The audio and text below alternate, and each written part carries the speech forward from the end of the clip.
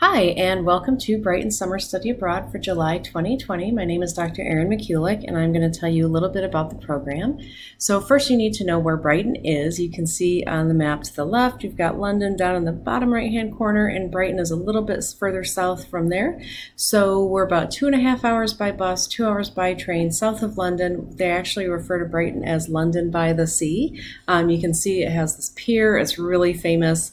There's a beach, there's tons of shopping, things to do during the day, at night. There's 2 universities in Brighton, so there's always things going on, even in the summer. It's a really exciting place to spend 4 weeks during the summer. Our program will run July 6th to July 31st next year, which I think is great. It's a 4-week program that gives you May and June to work for some extra spending cash, take other classes at ISU or wherever before you go. And then we always have students who travel on their own afterwards before you've got to be back home to start the fall semester. So I've had students go to Paris for the weekend before they fly home, or Rome, Amsterdam, Prague, Dublin, you name it. So you'll do a lot in England, and then you've got some time to go explore other places afterwards as well. In terms of classes that you can take, you've got several options. So secondary ed majors, you can take TCH 212. This is a requirement for you. For special ed, early childhood, L-Ed, middle level, you can take TCH 287, which will also fulfill a fine arts credit for L-Ed and ECE, or you can take TCH 265, which is an elective.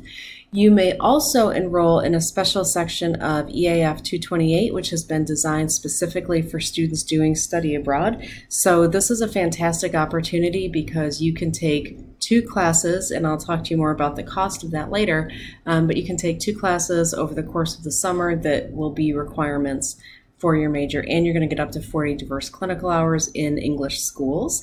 In terms of coursework, there's some things that you'll do for me before you leave through ReggieNet, and then some things on site, and then you'll have a final project to finish up, and then you'll work with a faculty member from the EAF department for your 228 coursework online before you go and when you come back as well. So I mentioned that we will have up to 40 hours of clinical experience. You're going to go to some amazing places. You're going to work primarily at Patcham High School. And high school is a little bit different in England than in the US. This is what we would consider to be grades 5 through 9. So it kind of covers everything. It's an amazing school. They're doing some really great things with their students, super engaging, all kinds of different ways to see learning taking place. You can see in the bottom right picture in the very back, they have something called DEAR, and that is drop everything and read. So students, including you if you're visiting, will literally stop what they're doing and read for 10 minutes or so every day. And then the bottom right or bottom left picture, you can see Ralph. He is the therapy dog. They have a room called the Calm Space. It's amazing. They do a lot with emotional well-being for the students.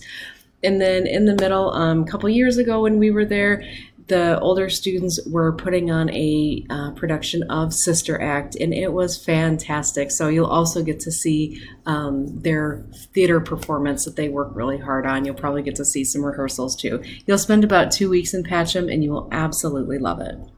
You'll go to some other schools as well, one of them being the Annan School, which is a forest school. So what this means is that they take kids out literally into the forest and connect being outside with content. So for example, in the upper left, there looks like they're having a lesson on leaves with probably some connections to biology. The upper right picture, connecting to history. They have gone out into the woods and made traditional Saxon, so these would be kind of Viking era people, grass huts as part of their connection to a history lesson. The past summer, the 8-year-olds went with our students, took them to the woods. The 8-year-olds built a fire, cooked popcorn, and then served it in leaf bowls. So really cool stuff going on at the Annan School. You'll absolutely love it.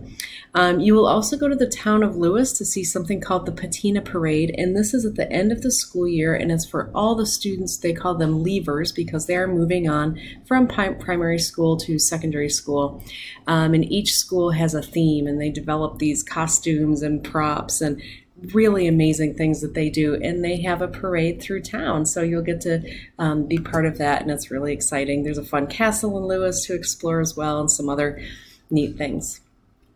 While you're at the University of Brighton, the Felmer campus, you're going to stay in the Paddock Field Halls. So they're dorms, not glamorous, but they're a dorm. You'll have your own room with your own bathroom, so private, no sharing. You will have a shared kitchen space in living room area, so you'll have 2 fridges, 2 little freezers, and all the pots, pans, plates, dishes, everything you need. You just need to fill it with food, which you will get when we take you shopping at Asda. This is essentially English Walmart. So usually the first day we fly into Heathrow in London, we get down to Brighton, we check into our residence halls, and then we take a big shopping trip to the grocery store. So, and it's got everything you can possibly need. They've got like I said, it's like Walmart. So they've got food. If you forgot a towel or want an extra towel or what have you, you can get that there as well. And the prices are really reasonable. If you ever run out of anything, there's lots of grocery stores on the bus line,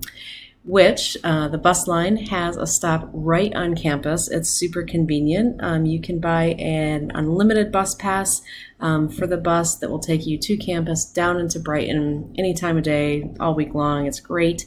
At the bottom of campus, there's a little bit of a hill, and we have a small train station that will take you into Brighton. And from Brighton, you can go on directly to London Victoria Station. So I have had students in the past who will finish up with their class sessions in the afternoon, take a train up to London, see the show Wicked, and then take the train back and be back in time for school the next day. So you have the opportunity to do all kinds of really cool things. So what activities are included? You are going to be so busy for 4 weeks, you won't know what to do with yourself. We're going to take you up to London for the day. Great experience. We're going to walk you all around London. You're going to see Buckingham Palace, changing of the guards.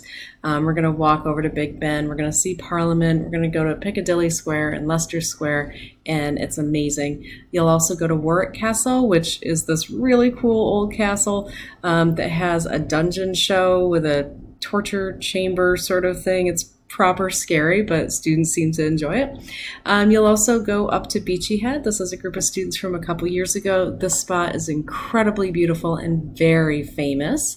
Mary, our university partner, will tell you not to get too close to the edge because it's quite chalky and crumbly, but we haven't lost anyone yet. You're also going to go to the cutest little town called Alfriston, which if you ever imagine a small English town, Alfriston is probably what would come to mind.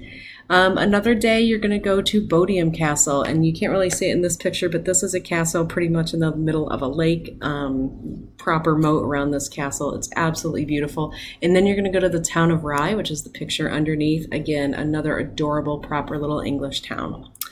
While in Brighton, you're going to get a tour of the Royal Pavilion, which is an amazing structure with all kinds of cool history and things inside.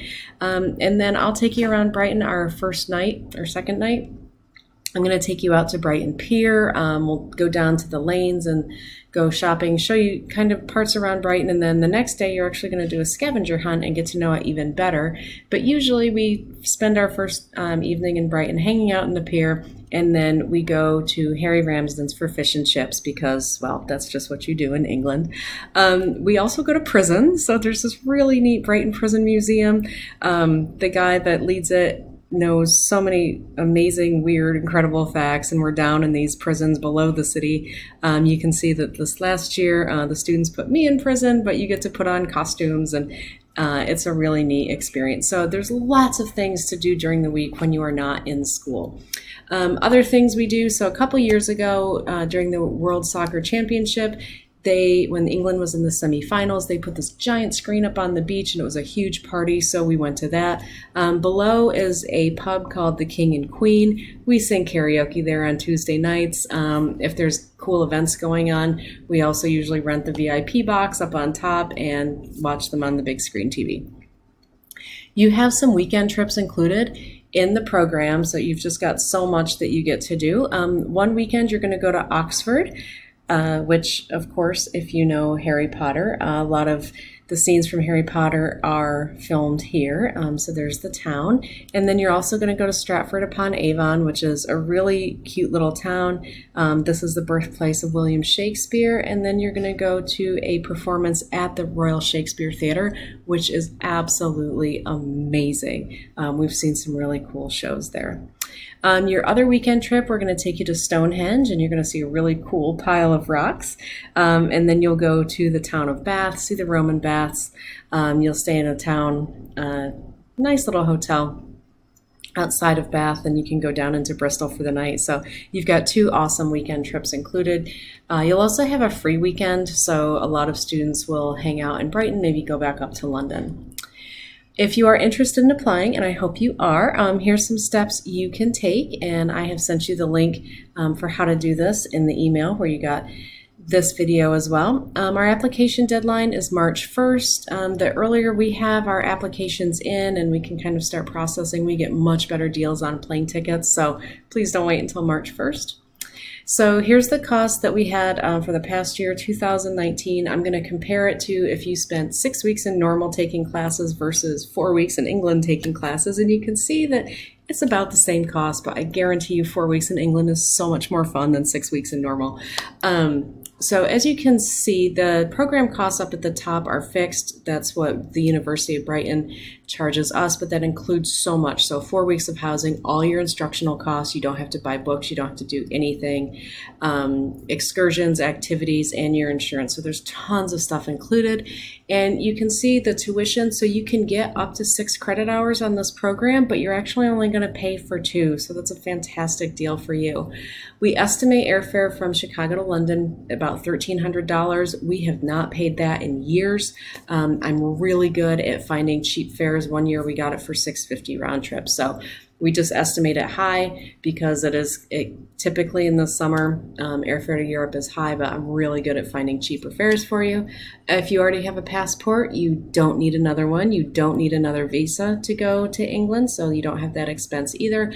And then we estimate a little under $1,000 for transportation, personal expenses, meals, and those are variable costs depending on how much you eat, how many souvenirs you're going to buy, how much you're going to go out, and things you're going to do. So I'd like to think of this as a much better investment. You get some academics, but you get to have a lot of fun too. So our university partner, Mary Jones, she's the one in the middle, will be on campus to meet you November 11th and 12th. So we're going to have some events. So I will send you emails letting you know about those. And she is fantastic. You will fall in love with her. And she is wonderful to have there with you while you're in Brighton. So you're accepted. Now what? We do have a Facebook group, Brighton England 2020, and then you can also follow us on Instagram. You don't have to wait until you're accepted to follow us on Instagram. You can do that now. I try to update Instagram pretty frequently with pictures and things that we've done in the past. We will do our best to get together so you can get to know everyone on the program before you go, maybe plan to fly together, those sorts of things. Even better, planning to travel together after you're done. Again, if you have any questions, please feel free to reach out to me. I'm Dr. Erin McCulloch. I'm happy to meet with you, answer any questions. I have also spoken with parents in the past, so I'm happy to do that as well. So I hope that we will see you in Brighton, and I'll talk to you soon. Take care. Thanks.